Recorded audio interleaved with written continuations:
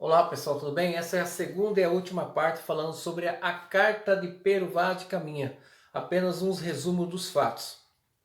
Começando com a autora Priori, Mari Priori, que fala, ela diz que Caminha registra suas impressões sobre os índios e assim desconhecendo as diferentes nações tais como Tamoio, Tupinambá, Caeté ou Potiguar, e assim passam a ser gentios. Para muitos, o não pronunciamento das letras F, R e L, pois no pensamento europeu os índios eles desconhecem as leis, reis e fé, e assim colocam suas conclusões precipitadas. Ela ressalta que, pois os espanhóis já conheciam suas regiões ao norte, e é de se perguntar quantas vezes emissário de Dom Henrique ou navegador, depois de chegar à Madeira, os Açores não teriam se aproximado das costas brasileiras. Mas são os portugueses que de fato o aportam. E assim Pero Vaz de Caminha escreve sobre as novas terras. O objetivo da carta, segundo consta o autor Barbosa, que o texto de Pero Vaz de Caminha tem a preocupação básica de informar, procurando transmitir o máximo possível de dados a respeito do que ocorria e do que o escrivão via, ouvia e sentia. O conteúdo, conforme nos fala o autor Barbosa, diz que o escrivão português foi minucioso na elaboração do seu inventário de diferenças, incluindo não somente pessoas, mas animais, plantas, relevo, vegetação, clima, solo, produtos da terra e assim por diante. A carta foi além de uma descrição. Caminha foi reunindo o que viu, as categorias que construiu e assim completa o ciclo, propondo ao rei, no final do seu texto, caminhos concretos para o aproveitamento do território e seus habitantes, e o desenvolvimento da agricultura e a cristianização dos índios. A carta de Caminha marca também o início de uma longa tradição no qual o autor Barbosa diz que o ufanismo consiste na exaltação geralmente exagerada das virtudes da terra e dos povos.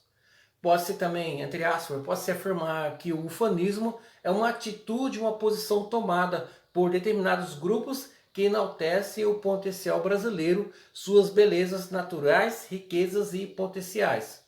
Hoje a carta tem um valor significativo em nossos dias, pois teve alguém que soube redigir e assim dando valor nas palavras escritas.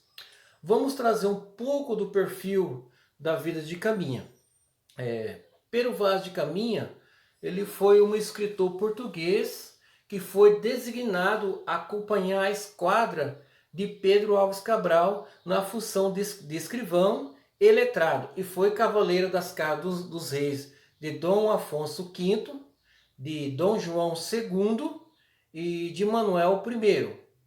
Para melhorar o seu cargo, precisava exercitar a prática e desenvolver o conhecimento da escrita, distinguindo-se a serviço de monarcas. Em 1476, herdou do pai o cargo de mestre da balança na Casa da Moeda, um cargo equivalente ao de escrivão e tesoureiro, posição de responsabilidade em sua época. Já em 1497 foi escolhido para redigir, na qualidade de vereador, os capítulos da Câmara Municipal do Porto, a serem apresentados às Cortes de Lisboa. Em 1500 foi nomeado escrivão da feitoria a ser erguida em Calicut, na Índia, razão pela qual se encontrava na nau capitânia da armada de Pedro Álvares Cabral em abril daquele mesmo ano, quando o mesmo descobriu o Brasil. Caminha eternizou-se como o autor da carta, datada no dia 1º de maio de 1500. E assim vemos que houve uma construção antes da carta de Caminha. E em seu texto, o autor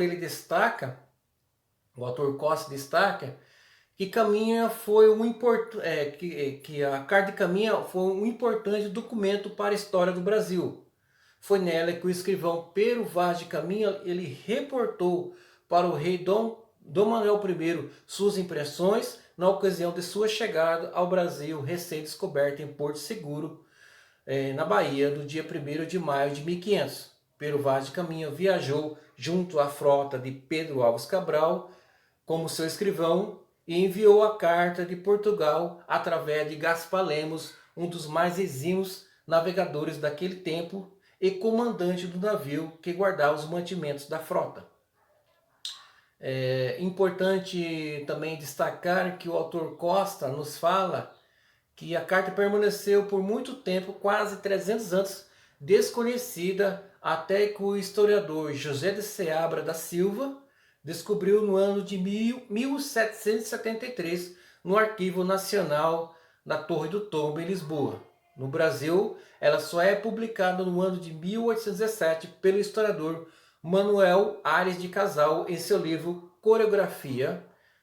É interessante notar que o cabeçalho da carta, como fala o autor Costa, ele faz algumas observações em relação à carta, no qual Pero Vaz de Caminha relata ao rei de Portugal, não sem antes elogiar e fazer todas as vênias cabíveis ao monarca, o descobrimento das novas terras, passando a ele as suas impressões acerca do território brasileiro, sua vegetação, seus habitantes, seus frutos, a oportunidade de exploração da terra, a de expansão da fé cristã e assim por diante. Ele narra à primeira vista que tem do Brasil a descida do navio, o primeiro encontro com os índios e a primeira missa feita no Brasil. Em seu texto, o autor Costa nos faz comentários sobre a carta no momento em que ele se inicia, no qual ele diz: a carta se inicia numa espécie de pedido de desculpas por parte de Pero Vaz de Caminha, a respeito de sua escrita e seu estilo, que, segundo ele, para o bem contar e falar, o sabe pior que todos fazer, prometendo em seguida não embelezar o conteúdo da carta, mas relatar apenas aquilo que viu e pensou. Prossegue narrando brevemente a viagem, incluindo algumas pormenores como o sumiço de Vasco de Ataíde e sua nau, até o momento do avistamento das terras, as quais nomeiam o Monte Pascoal por estar próxima à comemoração da Páscoa, e terra de Veracruz, no dia 22 de abril de 1500. Ao desembarcarem, logo se encontraram com os habitantes nativos daquela região, os quais eram pardos, todos nus, sem coisa alguma que lhes cobrisse suas vergonhas. No entanto, o Costa nos fala, ele faz uma análise dizendo o seguinte: percebe-se nesse momento como Pero Vaz de Caminha é incapaz de reconhecer outra cultura e outros modos de vida, interpretando a vestimenta e o modo de viver. As intenções dos portugueses são bem claras e objetivas em abortar as terras, no qual ele relata. Desde o contato fica claro o intuito do escrivão em reportar ao rei a possibilidade de haver ali metais preciosos a serem explorados pela metrópole.